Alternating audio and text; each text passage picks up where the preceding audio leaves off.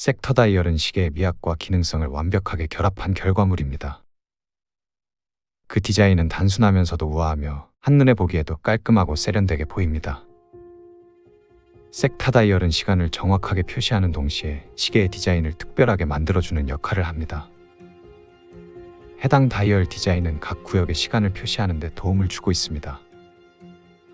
이는 시계의 가독성을 향상시키는 것은 물론 디자인적으로도 매력적으로 표현됩니다. 섹터 다이얼은 매력적이지만 이를 찾기 위해서는 주로 고가의 브랜드 제품을 찾아야 하는 경우가 많습니다. 이런 디자인은 주로 고급 시계나 럭셔리 브랜드에서 사용되는데 중간 가격대나 대중적인 브랜드에서는 찾아보기 어렵습니다. 이로 인해 섹터 다이얼을 선호하는 분들은 다양한 시계를 찾거나 구매하기가 어려울 수 있습니다. 그러나 다행히도 합리적인 가격대에서 섹터 다이얼을 제공하는 일부 브랜드들이 있습니다. 오늘은 그러한 브랜드 중 하나인 메르커에서 제공하는 합리적인 선택지를 한번 살펴보겠습니다.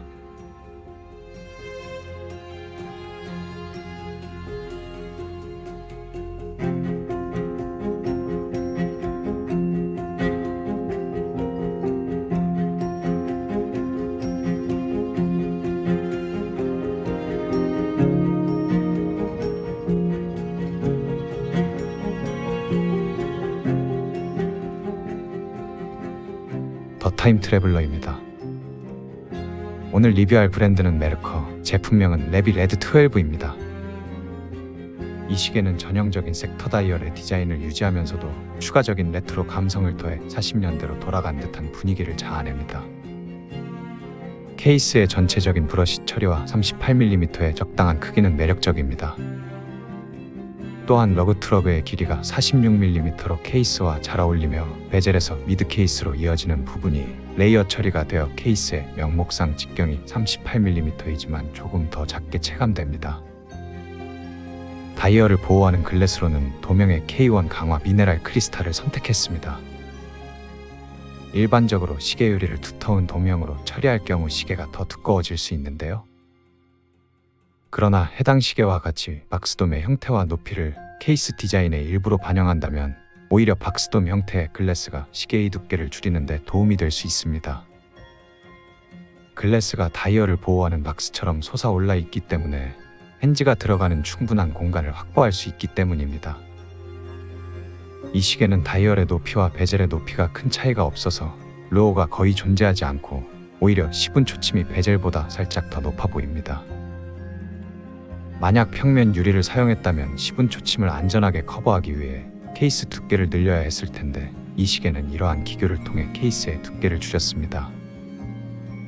시계의 두께는 공식적으로 12mm이지만 글래스를 제외한 미드 케이스와 케이스백까지의 두께는 9mm밖에 되지 않습니다. 도면 글래스의 이점을 살려 이 시계는 옆면이 슬림하게 잘 나왔습니다. 다이얼은 케이스와 섹터 다이얼 간의 일체감과 연속성이 느껴져 인상 깊었습니다. 섹터 다이얼은 다이얼에서 다른 기능을 하는 부분들을 선명하게 구획한 것으로 이 시계의 케이스도 섹터 다이얼처럼 베젤과 미드 케이스, 케이스백이 선명하게 나뉘어져 있습니다. 이 구획은 다이얼의 중앙부의 매트한 질감과 가장자리의 브러쉬가 대비되어 섹터 다이얼의 정수를 보여주고 있습니다. 베젤의 가장자리는 사틴 브러쉬로 마감되어 있어 베젤의 브러쉬된 마감과 연속성 있는 대비를 이루고 있고 중앙의 매트한 부분은 브러쉬된 가장자리의 다이얼과 대조적으로 아름다운 조화를 이루고 있어 보입니다. 각 다이얼의 구역들은 서로 다른 마감이 적용되어 있어서 아주 조화롭게 어우러져 있습니다. 섹터 다이얼의 제일 바깥쪽에는 미니 트랙이 위치하고 있는데 이 부분에는 레트로한 동심원의 패턴이 사용되었습니다. 이러한 디테일은 시계의 고유한 레트로 분위기를 불어넣어주는 데 큰 역할을 하고 있습니다. 또한 3시, 6시, 9시, 12시의 인덱스는 양각의 입체감 있는 아플리케 아라비아 인덱스로 표현되어 있어서 다이얼을 읽을 때 시선을 충분히 끌기에 부족함이 없습니다. 특히 12시에는 레드 컬러로 돋보이는 팁이 있어서 무채색의 컬러감을 보유한 다이얼의 균형을 유지하면서도 독특한 포인트를 주고 있습니다.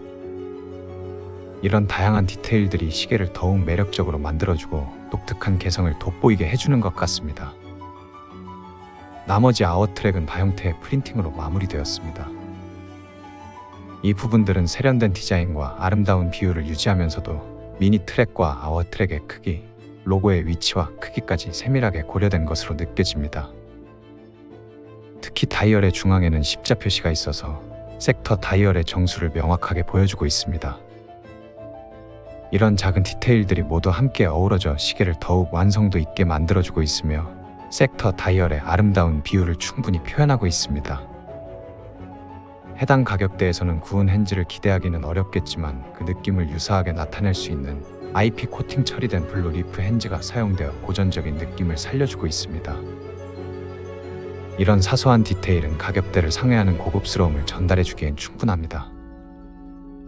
또한 핸즈의 크기도 적절하게 조절되어 있어 시간을 정확하게 표시하고 있으며 특히 초침의 경우에는 끝을 살짝 구부린 기교를 포함시킴과 동시에 미니 트랙에 맞춰 자연스럽게 움직여주고 있어 고전적인 느낌을 물씬 자아내고 있습니다. 러그의 너비는 20mm로서 줄질에 용이하며 체결된 퀵 릴리즈 바가 적용된 가죽 스트랩은 퀄리티가 우수하고 착용감도 매우 편안한 편입니다. 특히 의외로 케이스 러그에 드릴드 러그홀을 적용하여 시계줄을 쉽게 교체할 수 있게 해서 편의성을 높였을 뿐만 아니라 빈티지한 느낌까지 한 번 더 살려냈습니다. 시계의 앞면은 많은 포인트를 기울여서 구성되어 있지만 시계의 후면인 케이스백은 상당히 평범합니다. 탑재된 무브먼트의 외관은 중국산임에도 불구하고 나름 보여지는 맛이 있기 때문에 차라리 시스루백을 채택했으면 더 좋았을 것 같습니다. 후면도 앞면과 동등한 만큼의 관심과 디테일을 가졌다면 전체적인 완성도가 더 높아졌을 것이라는 생각이 드네요.